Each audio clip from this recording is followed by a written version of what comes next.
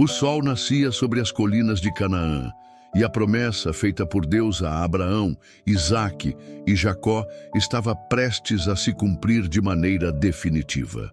O povo de Israel, liderado por Josué, havia atravessado o Jordão, derrubado as muralhas de Jericó e demonstrado que o Senhor estava à frente de cada batalha.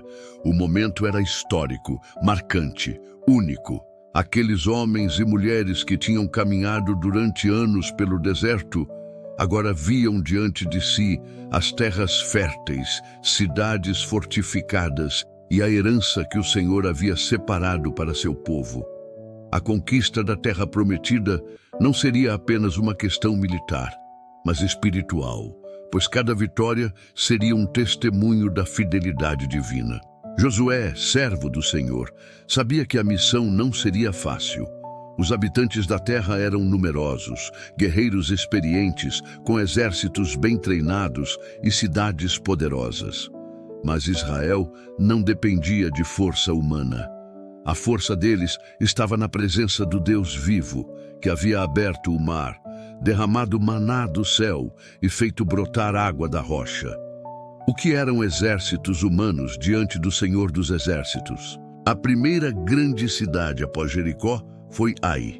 Israel inicialmente subestimou o inimigo, mas o pecado escondido de Acã trouxe derrota e vergonha. Foi uma lição dura, mas necessária.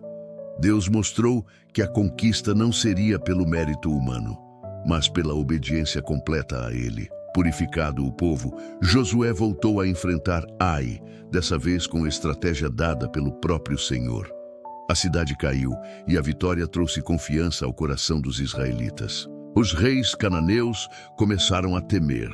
As notícias se espalhavam. Israel não era um exército comum. Era um povo cujo Deus guerreava em seu favor.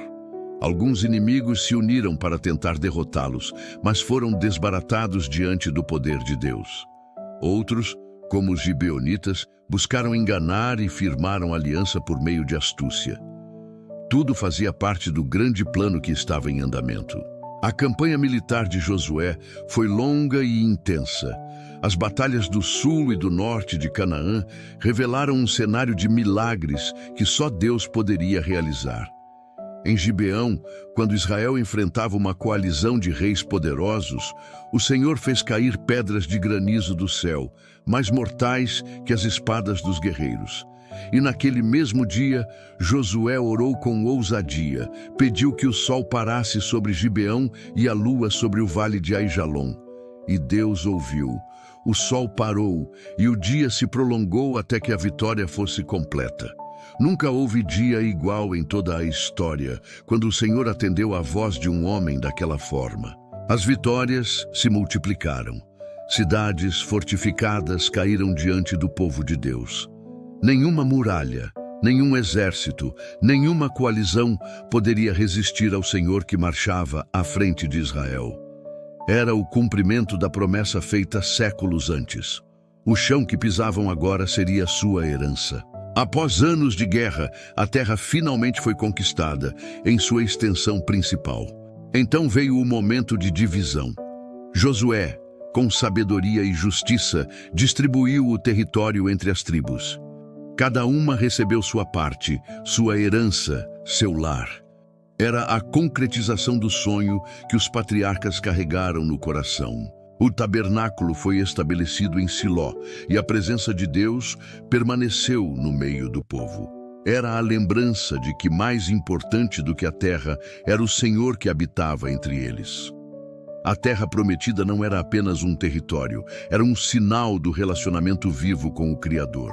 Josué, já idoso, reuniu todo o povo para relembrar os feitos de Deus. Ele sabia que sua jornada estava chegando ao fim, mas sua preocupação maior era que Israel permanecesse fiel. Em um discurso memorável, exortou-os a abandonar os falsos deuses e escolher a quem servir. E declarou com firmeza: "Eu e a minha casa serviremos ao Senhor." As palavras ecoaram como um pacto, e o povo respondeu afirmando sua fidelidade. Mas a história mostraria que a verdadeira conquista não seria apenas militar, mas espiritual, na obediência e devoção contínua ao Senhor. Cada vitória na Terra Prometida foi mais do que um triunfo bélico. Foi um testemunho de que Deus cumpre suas promessas, ainda que pareçam impossíveis aos olhos humanos. Foi a prova de que nenhum obstáculo é grande demais quando o Senhor está à frente. A conquista também deixou lições eternas, que a obediência é essencial, que o pecado não pode ser escondido diante de Deus, que a vitória pertence ao Senhor e que a verdadeira herança não é apenas material, mas a comunhão com o Deus vivo. Israel agora estava estabelecido na terra, mas a caminhada espiritual estava apenas começando. Era preciso viver como povo separado, santo, luz para as nações. A terra prometida era o cenário, mas a história de fé e obediência ainda se desenrolaria ao longo dos séculos. E nós, olhando para essa narrativa poderosa, também podemos aprender que a nossa maior conquista não está em terras, bens ou vitórias humanas.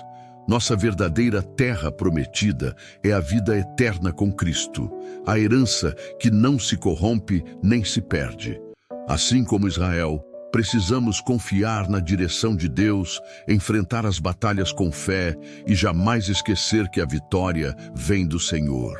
Se essa mensagem tocou seu coração, curta este vídeo, compartilhe com alguém que precisa ouvir essa palavra e se inscreva no canal para continuar acompanhando essa jornada pela Bíblia. Aqui você encontrará inspiração, fé e histórias que transformam vidas.